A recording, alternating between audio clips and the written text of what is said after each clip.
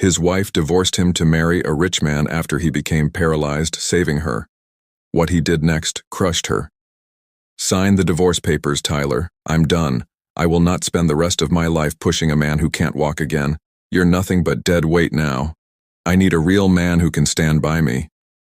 Those were the venomous words Alyssa Smith said to her paralyzed husband before tossing her wedding ring on the table and walking out of her marriage with a rich man's hand around her waist. She had no idea that the man she abandoned will have his revenge in a way she never expected. Viewers, have you ever watched someone trade loyalty for luxury? What would you do if life handed you the power to turn that betrayal into justice? Drop your thoughts in the comments.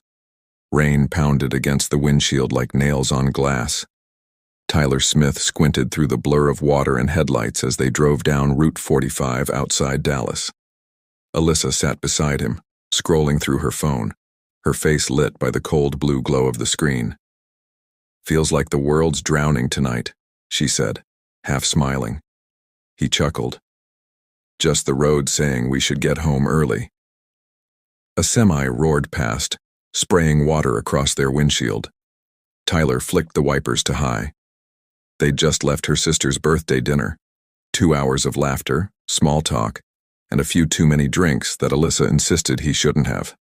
Now the highway was nearly empty, save for the hum of distant tires and the storm's steady rage. As they rounded a curve, the glare of headlights exploded in front of them. A pickup truck had lost control on the slick asphalt, fishtailing wildly into their lane. Alyssa froze, hands still on her phone. Tyler didn't. He jerked the wheel hard right. The world snapped. Metal shrieked. The truck clipped their driver's side, crushing the door into Tyler's ribs. The airbags blew. Glass scattered like glitter through the dark. Their car spun once, twice, before slamming sideways into a guardrail. Then, silence. Alyssa blinked through smoke and the chemical sting of deployed airbags. Her seatbelt locked tight across her chest. Pain shot through her shoulder. She turned, saw Tyler slumped against the bent frame, blood streaking his forehead. "Tyler!" Her voice cracked. She pushed at her door. It jammed. Panic surged. She scrambled across the console, fingers shaking as she tried to release his seatbelt. "Stay with me, please." Outside, a horn blared somewhere down the highway. Rain hissed against the metal roof. A distant voice shouted, "Call 911." A stranger's flashlight cut through the darkness. 2 men pried at the mangled door with a tire iron. One called out, "Ma'am, step back. We'll get him." Alyssa stumbled onto the slick pavement barefoot, shivering.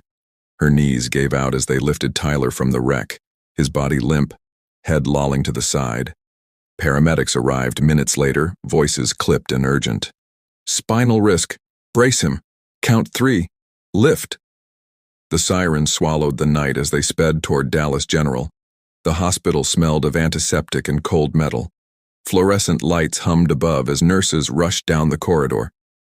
Alyssa sat in a plastic chair, her dress stained with blood and rainwater, hands clasped so tight her knuckles whitened. When the doctor emerged, she stood before he even spoke. "Mrs. Smith," he said gently, "your husband's alive. He's stable, but the impact crushed part of his lower spine. He won't be able to walk, for now." He paused, letting the words settle. "Maybe not again." Her breath caught. "For now. We'll know more after surgery. He was lucky you both survived." Lucky. The word burned. Hours later, she entered his room. Tyler lay unconscious, machines tracing his heartbeat in steady rhythm. His face looked peaceful, almost boyish. She brushed his hair back, whispering, "You saved me. You always save me." When he woke 2 days later, his first words weren't about himself. "Are you okay?" She nodded, tears pooling. He smiled faintly. Then it was worth it. The next weeks blurred into routine. Doctors, physiotherapists, insurance calls. Alyssa slept on the recliner beside his bed. Sometimes she woke to his quiet groans in the dark, pretending not to cry when he did. His friends from the garage visited with cards and jokes. Her co-workers dropped off flowers she couldn't name. Everyone said the same thing. He's a hero. And he was. But heroism didn't pay medical bills. When she opened their savings account, the numbers looked smaller than the fear inside her. She told herself it was just temporary. Things would get better once therapy started.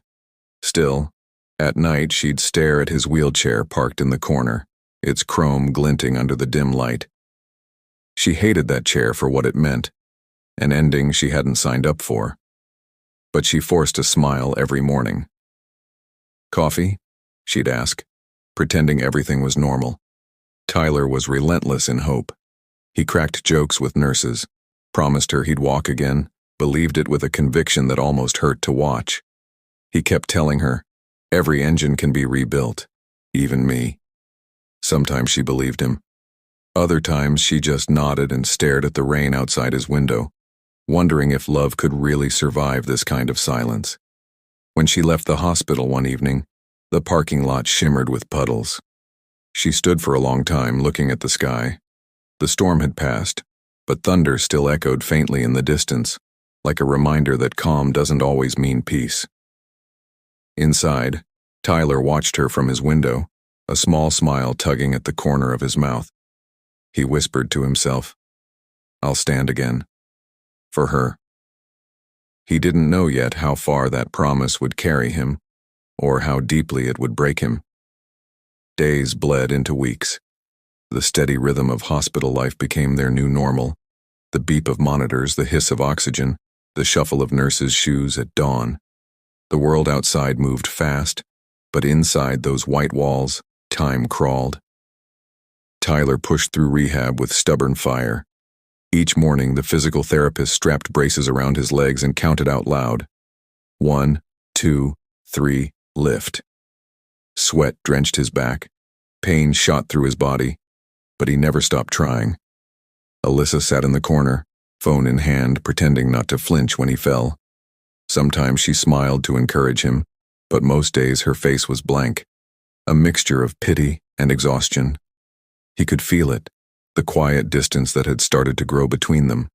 It wasn't words, it was air. Heavy air that filled the room when she spoke less and sighed more. One night he woke to find her crying softly by the window. Moonlight carved lines down her face. "What's wrong?" he asked. She turned quickly, wiping her tears. "Nothing. I'm just tired." He reached for her hand, but she stepped back. "Go to sleep, Tyler." He nodded. He didn't know how to fix something he couldn't name. After 6 weeks, the doctors released him. Their modest apartment felt smaller now, the furniture too close, the steps too steep. He had to learn everything again, how to transfer from the chair to the bed, how to shower without falling, how to ask for help without feeling like a burden.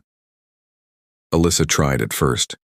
She cooked, managed his medications, paid bills, and called his insurance company. But the strain showed. The first time he dropped a plate, she snapped, "Tyler, you've got to be more careful." I said, "I'm sorry. I just cleaned this place." He stared at the shards on the floor, the reflection of both their faces broken across the tiles.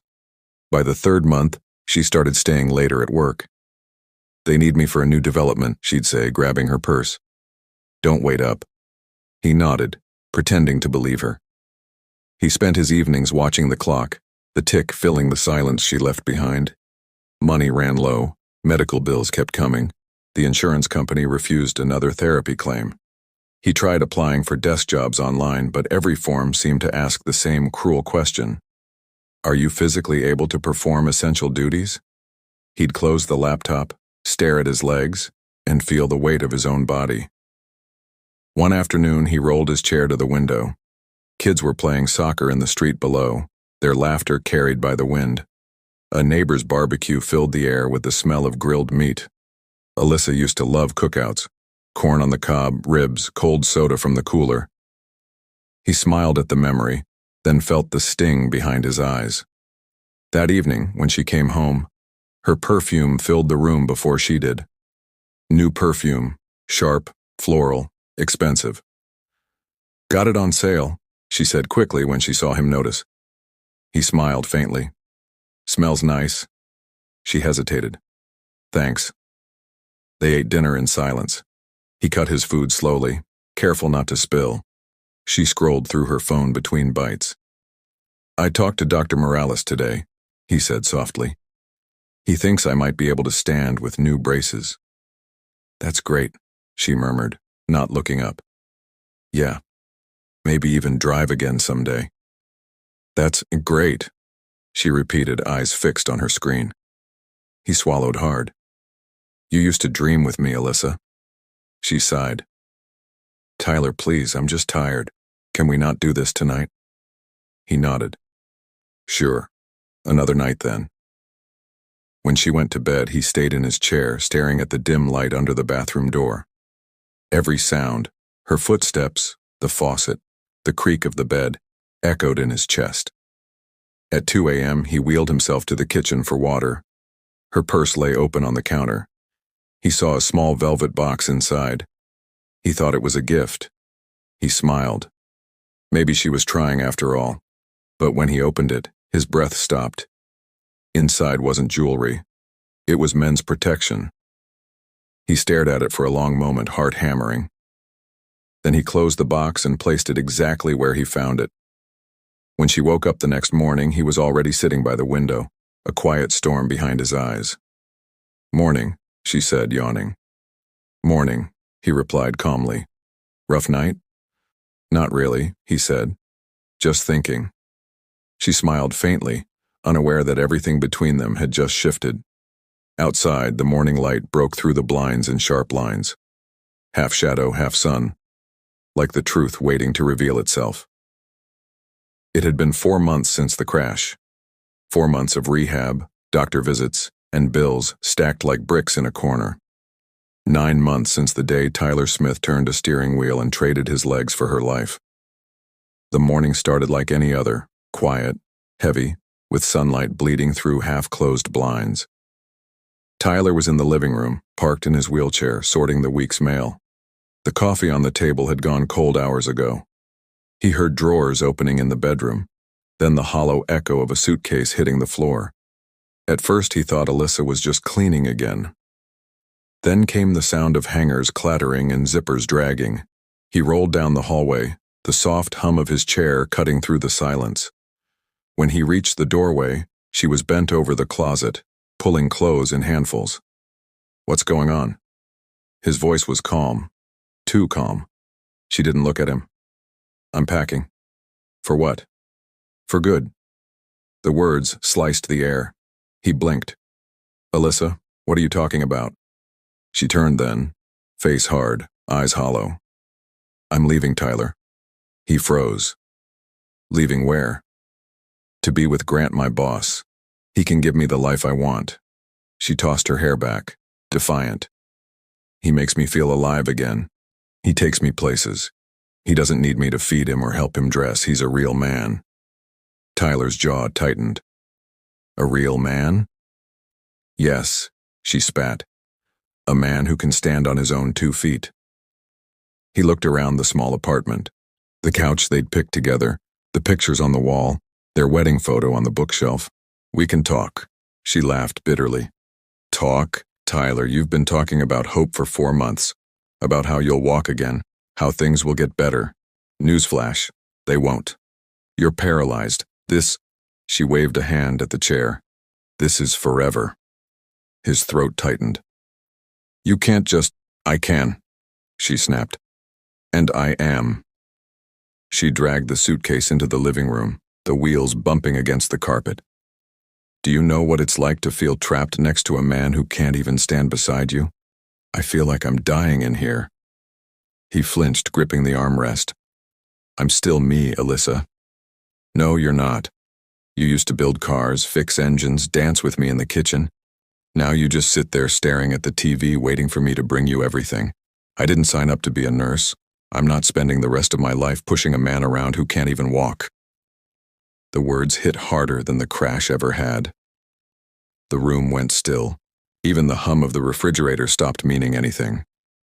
He stared at her for a long moment, then looked down at his hands, grease-scarred, calloused, trembling. "I loved you," he said quietly. "I saved your life." "And I'm thankful," she said, reaching into her purse. "But gratitude does not pay the bills." She dropped a stack of papers on the table.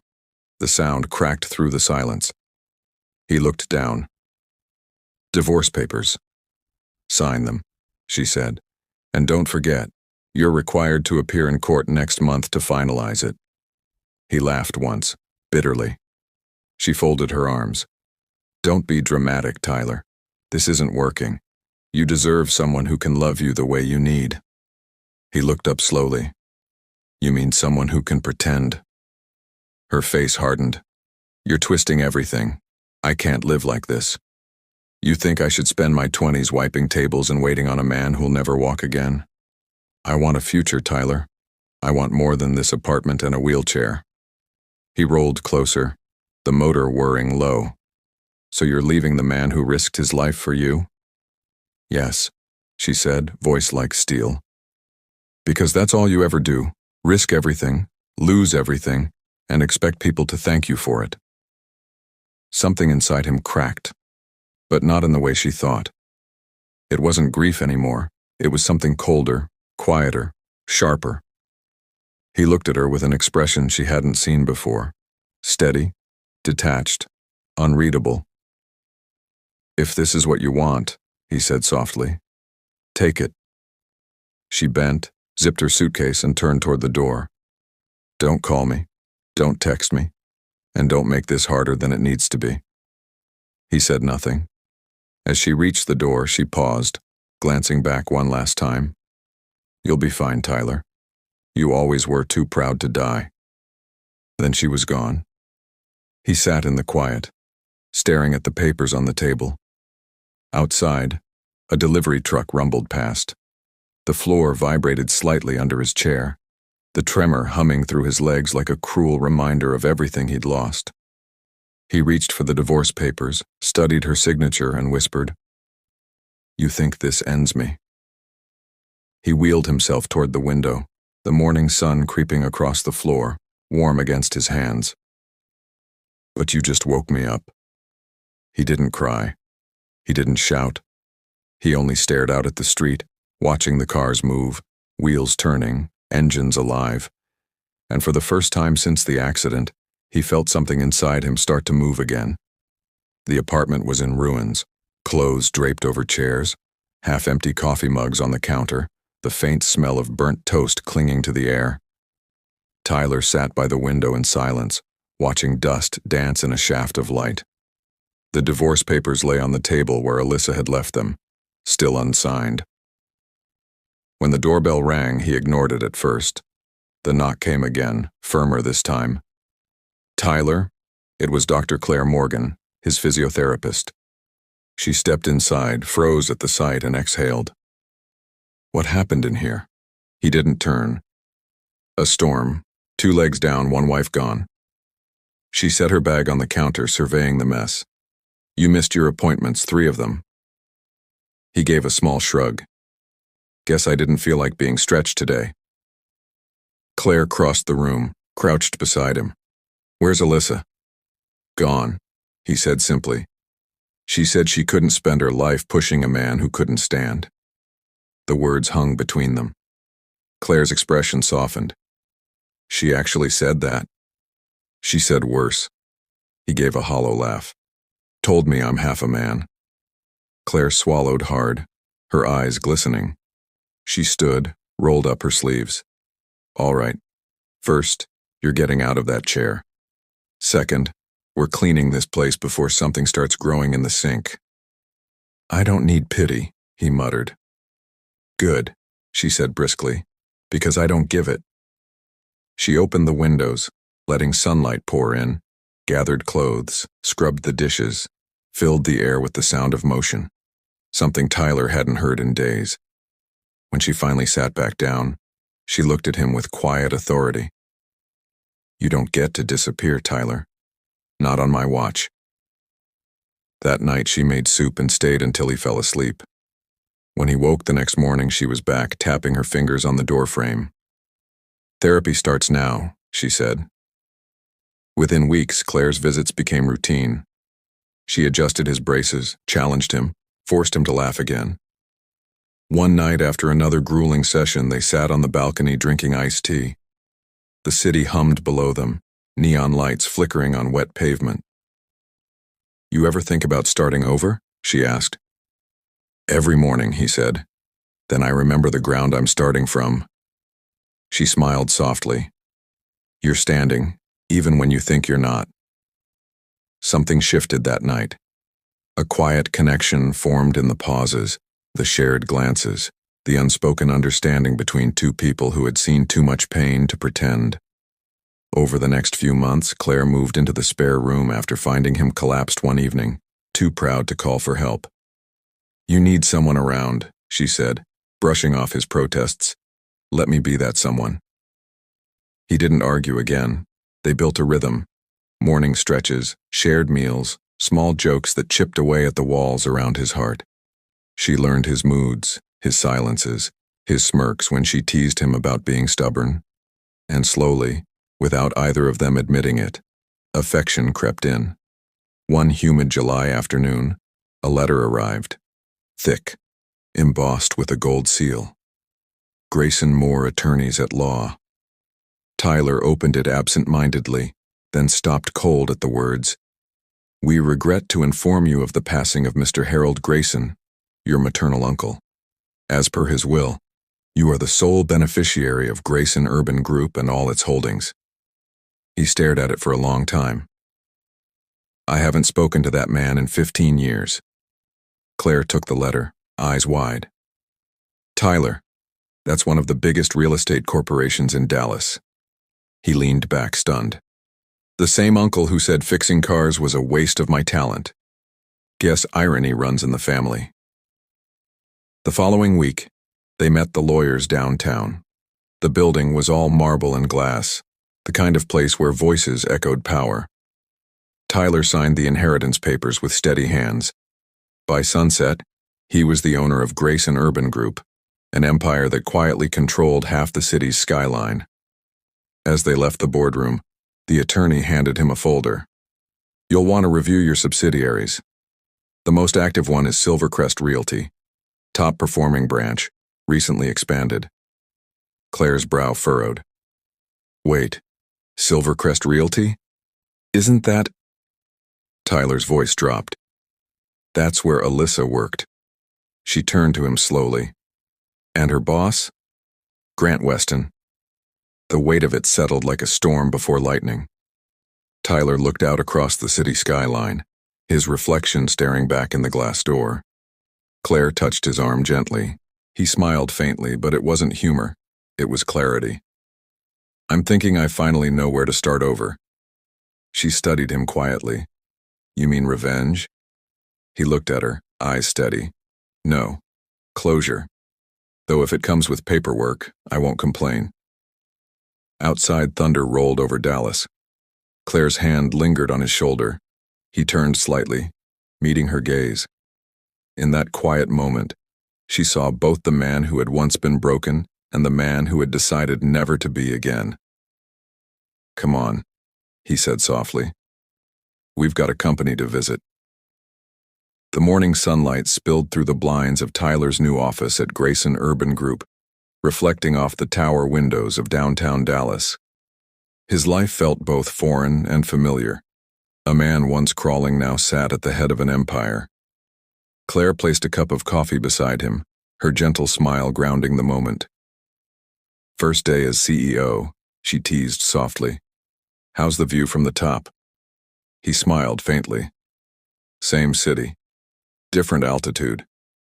That afternoon, he began his review of the company's operations. Each department file revealed more than numbers. It showed years of neglect and quiet theft. He didn't recognize most of the names, but he recognized patterns. Money missing, projects delayed, audits ignored. "Run a full internal investigation," he told the compliance team. "All subsidiaries, no warning, every account, every manager." He didn't think much of it, just routine cleanup. But weeks later, a folder landed on his desk stamped, "Confidential." Claire was beside him when he opened it. The first page bore the logo of Silvercrest Realty, one of Grayson's luxury subsidiaries. The report was detailed, airtight, and damning. A mid-level manager named Grant Weston had been skimming commissions, inflating property valuations, and laundering money through shell buyers. Tyler blinked once, quietly reading the name again. Grant Weston? Claire looked up. What is it? He stared at the photo clipped to the file. Grant standing beside Alyssa at a Silvercrest corporate gala. Her arm looped through his, her smile bright and familiar. He said nothing for a moment, then closed the folder carefully. Schedule a full board review at Silvercrest, he said quietly. Tomorrow morning. The next day, the boardroom of Silvercrest Realty was all glass and chrome, overlooking the Dallas skyline. Department heads whispered nervously. Grant sat near the end of the long table, his usual confidence slipping as security guards stood by the door. Alyssa sat a few seats away, clutching her notepad, unaware of the storm about to break. The double doors opened. Claire entered first, followed by Tyler Smith. He wore a dark suit, posture straight, his presence commanding without a word. Conversations died instantly. "Good morning," Tyler said calmly. "I'll be brief." He set a thick folder on the table and looked directly at Grant. Grayson Urban Group conducted a routine internal audit. What we found in your department was disturbing. Grant's throat tightened. "Sir, if this is about the client contracts, I can explain." Tyler flipped open the folder. "Can you explain why company funds were routed into your personal account under an alias? Or why 4 high-value properties were sold twice on paper?" Gasps rippled through the room. Alyssa's eyes widened as she turned toward Grant. "That's not true," Grant said quickly, his voice trembling. "Someone's framing me." Tyler looked to Claire, who handed him another file. "We verified your handwriting on the falsified receipts." Grant's jaw tightened. "You can't." He didn't finish. The door opened, and 2 police officers stepped inside. "Grant Weston," one said, pulling out a warrant. "You're under arrest for corporate fraud, embezzlement, and tax evasion." Grant froze. "Wait, please. There's a misunderstanding. I was just—" The officers guided him up. He didn't resist. His voice cracked once. "Tell them I wasn't alone. There were others." Tyler's expression didn't change. "We'll find out." The doors closed behind the officers and the room stayed utterly still. He turned to the board. "Effective immediately, an interim manager will oversee this department. All complicit employees will be terminated after review." Nobody spoke. Tyler closed the file, rose slowly, and left the room without another word. 2 days later, Alyssa sat in her small cubicle, staring at her termination letter. It cited professional misconduct and violation of data confidentiality. The HR manager hadn't said much, just that her dismissal was part of a company-wide restructuring. Her hands shook as she packed her things. The phone buzzed. Her friend Marlene from accounting. "Marlene, please," Alyssa whispered. "You've got to help me. They fired me for something I didn't even do." Marlene hesitated. "You didn't hear?" "Hear what?" "The new CEO. He's not like the last one. They say he's fair. Maybe if you see him face to face, he'll reconsider."